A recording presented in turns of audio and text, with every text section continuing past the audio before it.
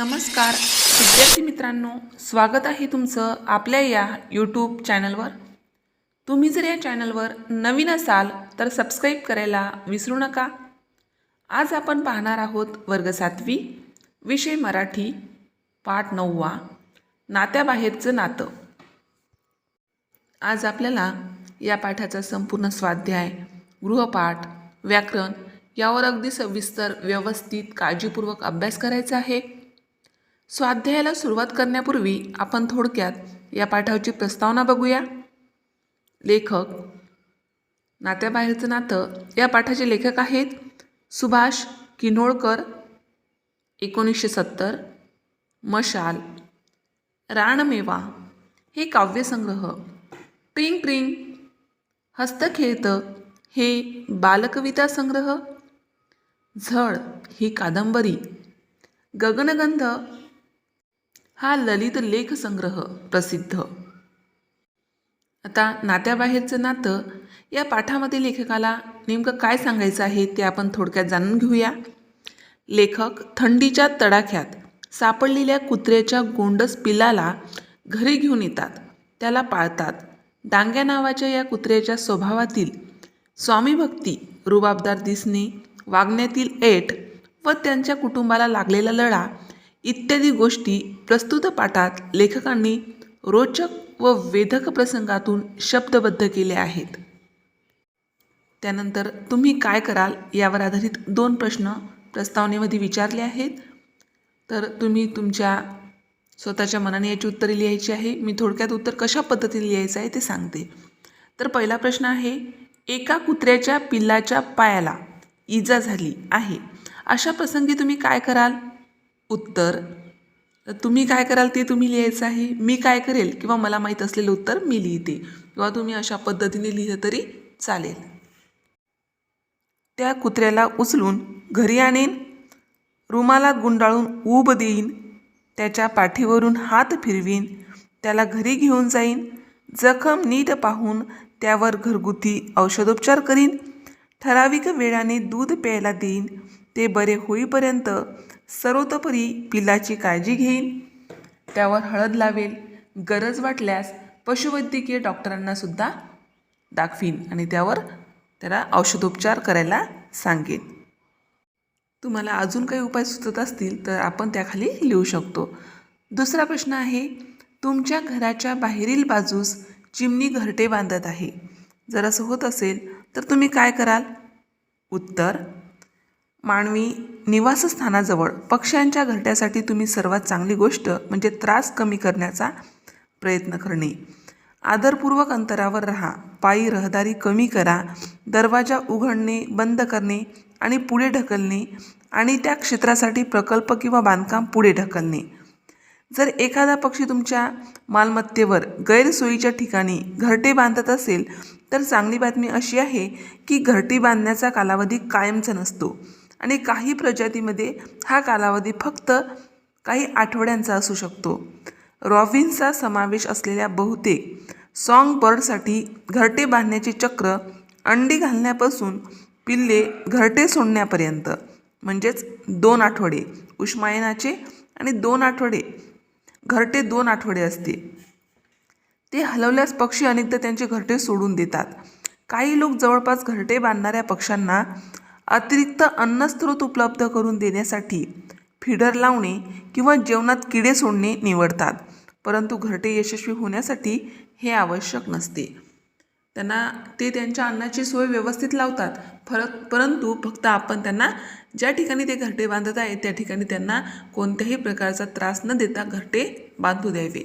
कारण ते काही असे आपल्यासारखं वर्षानुवर्ष घरटे बांधत नाही, फक्त 2 ते 3 आठवड्याचा कालावधी त्यांचा घरटे बांधण्याचा असतो. अशा प्रकारे तुम्ही काय कराल यावर आधारित प्रश्नांची उत्तरे आपण लिहिली आहेत. आता आपण स्वाध्यायाला सुरुवात करूया. स्वाध्यायामध्ये प्रश्न पहिला, खालील विधानामागील कारणे लिहा. पहिलं विधान आहे किंवा पहिला प्रश्न आहे, लेखकांनी कुत्र्याच्या पिलाला थेट घरी आणले. काय कारण आहे? उत्तर, थंडीने कुडकुडणाऱ्या व कणत असलेल्या कुत्र्याच्या पिल्लाला कायमचा आधार मिळावा म्हणून लेखकांनी त्याला थेट घरी आणले. दुसरा प्रश्न आहे आ. लेखकांनी कुत्र्याच्या पिल्लाचे नाव डांग्या ठेवले. उत्तर. कुत्र्याच्या पिल्लाचे शरीर दांडगे होते, म्हणून लेखकांनी त्याच्या शरीराला साजेचे असे त्याचे नाव डांग्या ठेवले. त्याला शोभेल, त्याला साजेल असं नाव लेखकाला वाटलं डांग्या असू शकते, म्हणून लेखकाने डांग्या असे नाव ठेवले. ई आहे. लेखक डांग्याला पक्क्या हिमतीचा राखण्या म्हणतात. उत्तर. डांग्याची शेतामधली राखवाली अशी होती की अट्टल चोरांचीही दातखिळी बसायची. डांग्याच्या नुसत्या कर्तबगारीने भल्या भल्यांची बोबडी वळायची, म्हणून लेख डांग्याला पक्क्या हिमतीचा राखण्या म्हणतात. प्रश्न दुसरा. खालील आकृत्या पूर्ण करा. त्यामध्ये अ आहे. थंडीच्या झंकाराची वैशिष्ट्ये. उत्तर. नदीच्या झुळझुळणाऱ्या पाण्याला मंद लहरीवर खेळवणारा, अशी आहे पहिलं वैशिष्ट्य. दुसरं आहे. रानपान फुलांना आपल्या इशाऱ्यावर नाचवणारा, सर्वांगाला वेढून टाकणारा आणि हळवा. अशा प्रकारे आपल्याला थंडीच्या झंकाराची वैशिष्ट्ये लिहिता येतात. आकृत्या पूर्ण करामध्ये आ आहे. कुत्र्याच्या पिल्लाला थंडी असह्य झाली हे वर्णन करणारी पाठातील वाक्य. उत्तर. अंगाचं गाठोडं करून पडलेलं. आता थंडी वाजल्यानंतर अंग कसं आपण एकदम मुंडून घेतो असं गाठोडं केल्यासारखं, तसं कुत्र्याने सुद्धा केलं. समोरच्या दोन्ही पायात मान खुपसलेली. हुडहुडी रोखण्याचा त्याचा चाललेला प्रयत्न आम्हाला सुन्न करून गेला. थंडीच्या ओलसरपणानं त्याच्या केसांवर जणू कुणी पाणी शिंपडले की काय असा भास झालेला. इवल्याच्या जीवाला तशी थंडी असह्यच. अशा प्रकारे कुत्र्याच्या पिल्लाला थंडी असह्य झाली हे वर्णन करणारे पाठातील वाक्य आहेत. आणि ई आहे. खालील बाबतीत डांग्याचे वर्णन करा. ते लिहून दिले आहे मुद्दे. दिसणे, शरीरयष्टी, चाल आणि नजर. डांग्याची दिसणे कशी होती बघा. वाढत्या वयाबरोबर डांग्याचा चेहरा अधिक प्रसन्न झाला होता. डोळ्याखालचे पिवळसर पट्टे व मागच्या पायाच्या बोटांवर असलेले लाल सोनेरी पट्टे सगळ्यांचे लक्ष आकर्षित करणारे होते. शरीरयष्टी. डांग्याची शरीरयष्टी अधिक दणकट, त्याचे तरणेबाण शरीर सगळ्यांच्या नजरेला भुरळ घालणारे होते. चाल. डांग्याची दुडूदुडू चाल सर्वांना भावणारी होती. आणि नजर. त्याचे तेजस्वी डोळे बोलके होते. अशा प्रकारे प्रश्न दुसरा. खालील आकृत्या पूर्ण करा हा प्रश्न पूर्ण केला आहे. प्रश्न तिसरा. खालील घटनांचे काय परिणाम झाले ते लिहा. घटना लिहून दिली आहे, त्याचे परिणाम आपल्याला लिहायचे आहे. पहिली घटना आहे. लेखकांनी पिलाच्या अंगावर मफलर टाकला. उत्तर किंवा परिणाम. पिलाला ऊब मिळाली व त्याचा चेहरा खुलला. दुसरा आहे. कुत्र्याचं पिल्लू रात्रभर लेखकाच्या अंथरुणापाशी झोपलं. पिलाला थंडीपासून संरक्षण मिळाले, त्यामुळे काय झाले, पिल्लू थंडीपासून संरक्षित झाले. तिसरा आहे. लेखकाच्या हाताचा डांग्याला स्पर्श झाला. या घटनेचा परिणाम आहे. त्याच्या डोळ्यात लख्ख प्रकाश जाणवला, त्याला सुखावल्यासारखे वाटले. आणि चौथा आहे. लेखकाच्या मित्रमंडळींनी दूरवरून घुमवलेली शीळ डांग्याच्या कानावर पडली, त्यामुळे डांग्या मागच्या दोन्ही पायावर उभे राहून लेखकाच्या येण्याची चाहूल घ्यायचा. प्रश्न चौथा. योग्य जोड्या लावा. अ गट आणि ब गटामध्ये जोड्या दिल्या आहे. अ गटामध्ये आहे. पिल्लाची धडपड पाहून. रात्र आगेकूच करू लागली. वाऱ्याने हलणारी डहाळी इवल्याच्या जीवाला. आणि ब गटामध्ये आहे. थंडी असह्य होत होती, मन आकर्षित करत होती. थंडीची लाट वाढली, पावलं न कळत त्याच्याकडे खेचली गेली. आता याची आपल्याला जुळवाजुळव करून योग्य जोड्या लावायच्या आहे. तर उत्तर. पिल्लाची धडपड पाहून पावलं न कळत त्याच्याकडे खेचली गेली. दुसरा आहे. रात्री किंवा रात्र आगेकूच करू लागली, थंडीची लाट वाढली. तिसरी जोडी आहे. वाऱ्याने हलणारी डहाळी मन आकर्षित करीत होती. इवल्याच्या जीवाला थंडी असह्य होत होती. अशा प्रकारे आपल्याला योग्य जोड्या जुळवता येतात. अशा प्रकारे स्वाध्यायात दिलेल्या सर्व प्रश्नांचा अभ्यास आपण केला आहे. आता खेळूया शब्दांशी. यामध्ये व्याकरणावर आधारित काही प्रश्न विचारले जातात, ते आपण पूर्ण करूया. यामध्ये अ आहे, खालील शब्दांचे तुम्हाला समजलेले अर्थ लिहा. एक आहे हुडहुडी. हुडहुडी या शब्दाचा अर्थ थंडीने अंग थरथर कापणे, कापरे भरणे. दुसरा आहे रुखरुख. त्याचा अर्थ होतो मनात हळहळ वाटत राहणे. तिसरा आहे फुलोर, फुलाआधी येणारा परागांचा गुच्छ.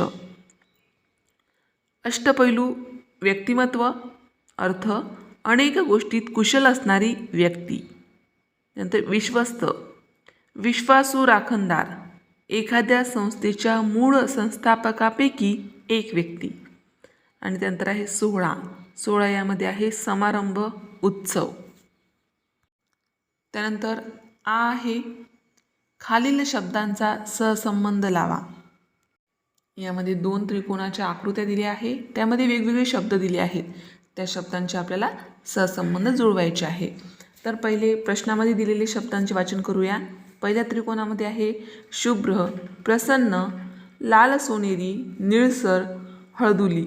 आणि दुसऱ्या त्रिकोणामध्ये किरणे, प्रकाश, चांदणे, सकाळ, पट्टे. तर याचा सहसंबंध आपण जुळवूया. शुभ्र, शुभ्र काय असते? चांदणे. प्रसन्न, सकाळ. लाल सोनेरी, पट्टे. निळसर, प्रकाश. हळदुली, किरणे. अशा प्रकारे या शब्दांचा सहसंबंध आपल्याला लावता येतो. त्यानंतर ई आहे, खालील प्रत्येक शब्दासाठी कुंडीत फुललेल्या शब्दातून 2-2 विरुद्धार्थी शब्द शोधा व लिहा. पहिले आहे थंड. तर या शब्दाचे विरुद्धार्थी शब्दाची उत्तरंसुद्धा आपल्याला इथे लिहिली आहेत, फक्त ते शोधून व्यवस्थित 2 विरुद्धार्थी शब्द लिहायचे आहेत. थंडचं काय आहे? उष्ण, गरम. शांत, बोलका, बडबड्या. मान, अपमान, अवमान. स्वदेश, परदेश, विदेश. आरंभ, शेवट, अखेर. त्यानंतर ई आहे, खाली दिलेले वाक्प्रचार व त्यांचे अर्थ यांच्या योग्य जोड्या लावा. अ गट आणि ब गटामध्ये वाक्प्रचार आणि अर्थ लिहून दिले आहे. अ गटामध्ये वाक्प्रचार आहेत आणि ब गटामध्ये त्याचे अर्थ आहेत, त्यांच्या जोड्या आपल्याला जुळवायच्या आहेत. तर अ गटामध्ये प्रश्नामध्ये आहे, 1 कणव निर्माण होणे, 2 काळजात धस्स होणे, 3 उत्साह द्विगुणित होणे आणि 4 भुरळ घालणे. आणि ब गटामध्ये आहे, अ दया निर्माण होणे, आ उत्साह वाढणे, ई आकर्षित करणे, ई भीतीने धक्का बसणे.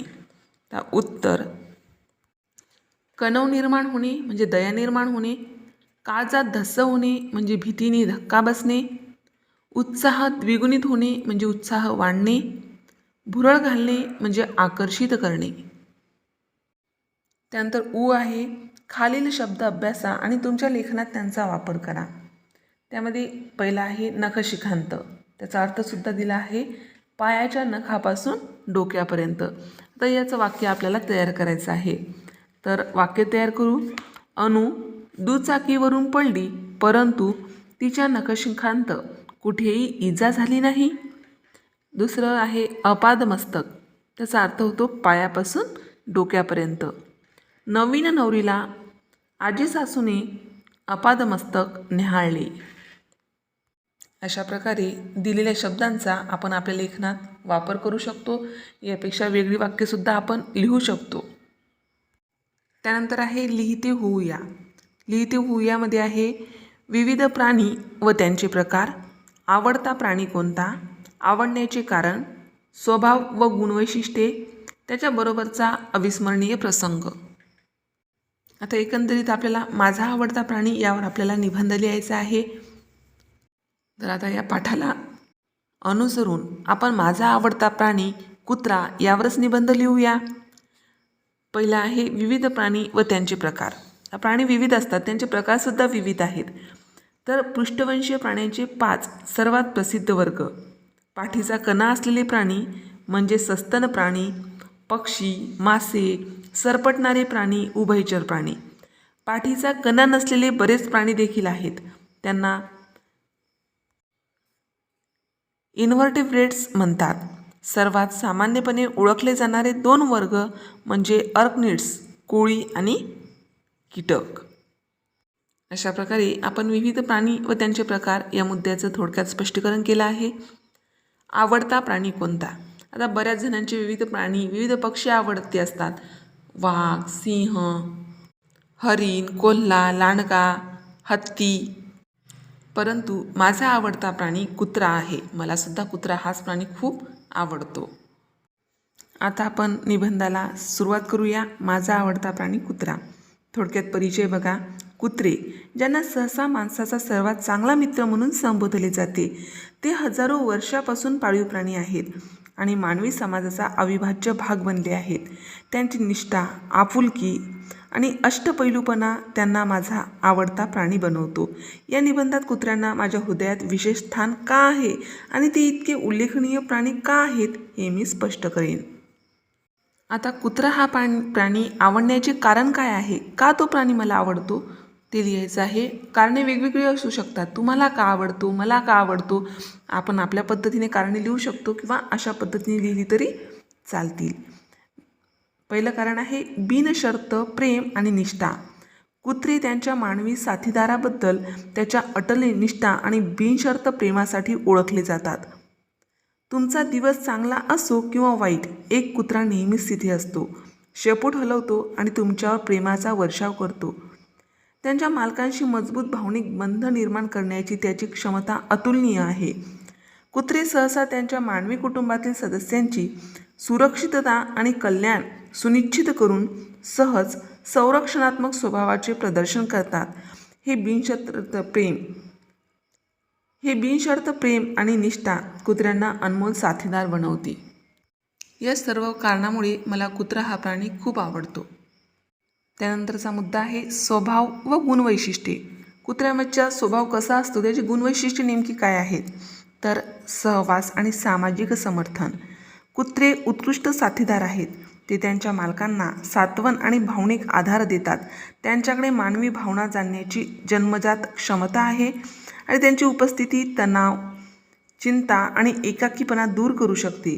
कुत्रे विवेकी असतात आणि कठीण काळात त्यांचे तीक्ष्ण कान नेहमीच सतर्क असतात.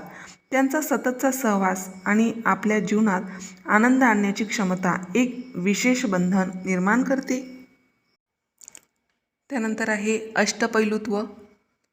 कुत्र्यांच्या सर्वात उल्लेखनीय पैलूपैकी एक म्हणजे त्यांचे अविश्वसनीय अष्टपैलुत्व. कुत्रे विविध जातीमध्ये आढळतात. प्रत्येकामध्ये त्यांच्या अद्वितीय वैशिष्ट्यासह त्यांना विविध भूमिका आणि कार्यासाठी योग्य बनवते.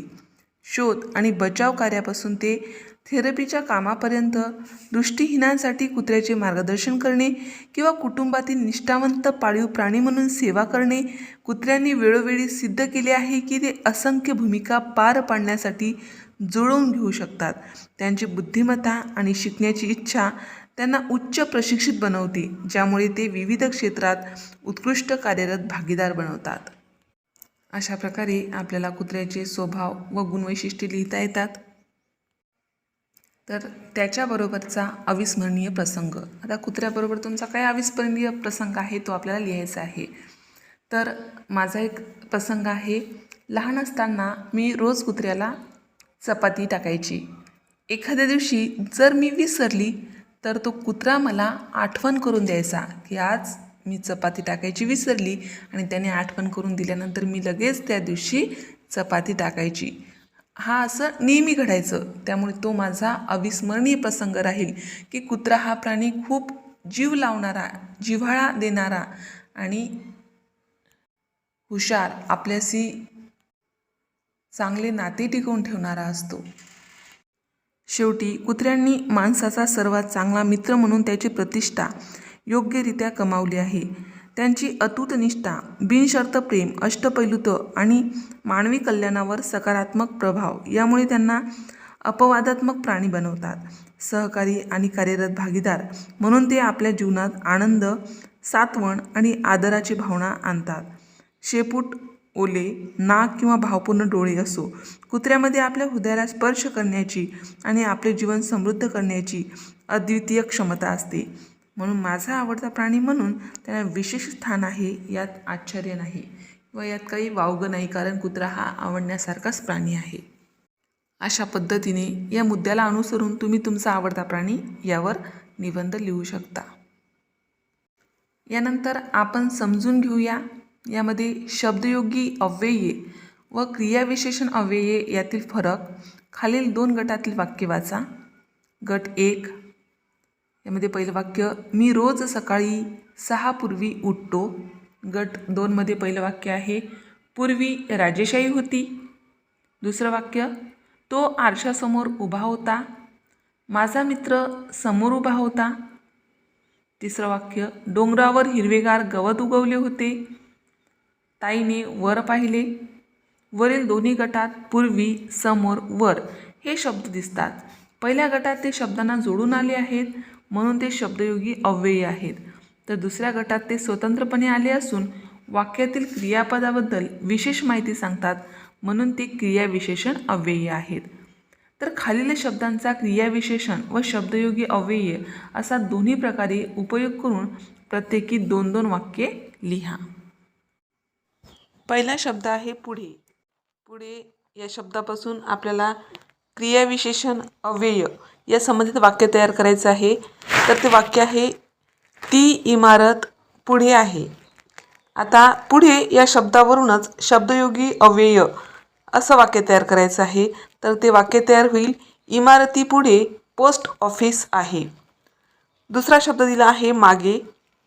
क्रियाविशेषण अव्यय या गटामध्ये वाक्य बघा, तू थोडा मागे जा.